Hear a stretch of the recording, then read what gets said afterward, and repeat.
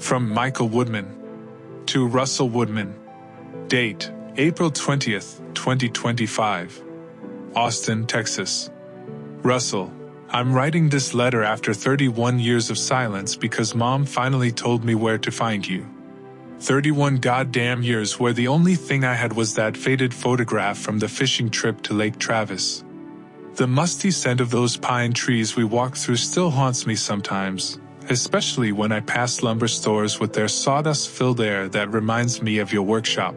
But that's ancient history now, isn't it? Do you know what I did yesterday? Spent 6 hours perfecting my resume. 6 hours. That makes it month 6 of unemployment, while I convince myself that one more tweak will land me that developer job.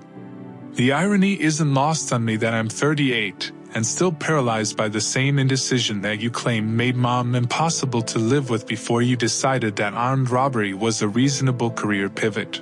The apartment smells like instant coffee and desperation. Nothing like those mornings after mushroom hunting when you'd cook breakfast while we all still had forest soil under our fingernails. People tell me I'm smart enough to be anything. Brilliant even. Yet here I sit, telling myself it's too late to start coding professionally, that the industry wants 22-year-olds, not men approaching 40 who still have nightmares about their mother crying at the kitchen table surrounded by collection notices. I downloaded 3 different programming courses last month and haven't opened a single one.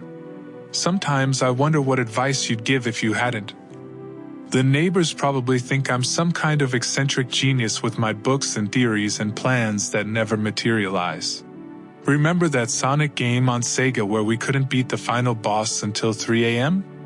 You kept saying, "One more try," even though Mom was furious about the electricity bill. That was the winter before you left, when the heat barely worked and we wore coats indoors. I've still got your old controller somewhere. The blue one with the chewed corner where our dog got to it. Strange how I've kept that piece of plastic for 3 decades while you kept nothing of us.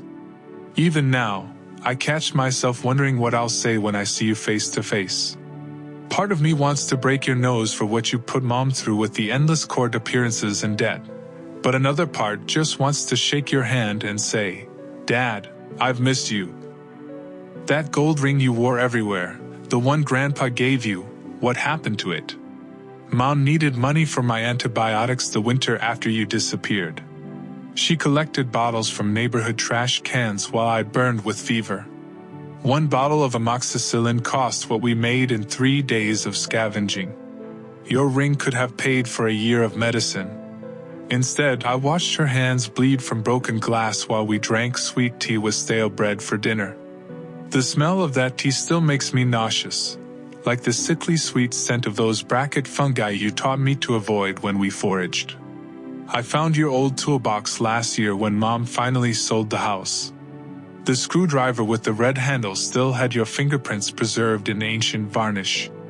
I sat there in the empty garage inhaling that familiar sawdust smell, hearing phantom echoes of you explaining how to measure twice and cut once.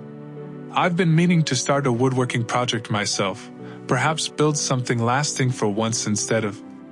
Do you ever create anything anymore? Or did that part of you die when you chose to destroy instead? The police reports make for interesting reading. Did you know I requested them all? Every single page. Your face in the mugshot doesn't match my memories. It's like looking at 2 completely different people overlapped. The father who taught me to bait a hook and the stranger who held up that convenience store. I still can't reconcile the smell of your aftershave with the chemical sting of the fingerprint ink on those documents. Sometimes I wake up thinking I can smell that distinctive mix of pine sap and motor oil that clung to your clothes after weekends in the workshop, and for a moment, I forget what came after. Mom died. Last year. Cancer. She refused to let me tell you, even at the end. 30 years, and she still alternated between crying over your photos and cursing your name. I'm sitting in this Austin apartment surrounded by half-empty moving boxes because I can't decide what's worth keeping anymore. The lake where we used to fish is now bordered by luxury condos. I drove there last week, trying to find the exact spot where you taught me to cast a line. Even before I see you, I'm already rehearsing what I'll say, imagining scenarios where I either punch you or hug you or just stand there, mute with 3 decades of accumulated grief. That old Sega is in one of these boxes. Sometimes I plug it in and let the games run on attract mode, watching the demo screens while drinking beer that's stronger than what you used to let me sip when mom wasn't looking. The electronic music sounds like it's coming from another dimension now. I wonder if you ever think about those mushroom hunting trips, how the entire forest seemed magical and dangerous and safe all at once, with that peculiar earthy fragrance rising from every step we took. I've tried to recapture that feeling as an adult, but it's like trying to grab smoke. I'm driving to San Antonio next week to meet you. The prison visitor form asked for my relationship to the inmate, and my hand shook writing, "Son." Funny how a 3-letter word can contain such multitudes. I still don't know if I'm coming to find closure or just to confirm that you're real and not some elaborate fiction I've constructed from fragmented childhood memories. The forest scent, the workshop dust, the game controller, the fishing rod, the mushrooms, the ring. They all swirl together into something that's neither truth nor lie. Maybe seeing your face will finally let me sort fact from fantasy. I don't forgive you. Not yet.